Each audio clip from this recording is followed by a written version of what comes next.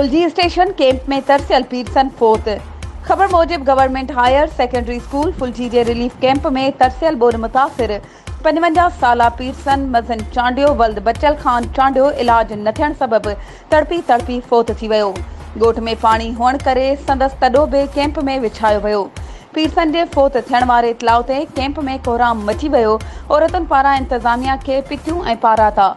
मुतासिरनि जो चवण हो त DC दादू कैंप में तरसाए असांखे विसारे छॾियो आहे। केर बि असांजी सार लहण लाइ तयार नाहे। असांजे अखियुनि अॻियां वालिद तड़पी फोत थी वियो। पैसा न हुअण करे असां उनजो इलाज बि न कराए सघियासीं। कैंप में सहूलियतूं न हुजण करे केतिरा ई मासूम ॿारड़ा मर्द तोड़े औरतूं बीमारी में वरतल आहिनि।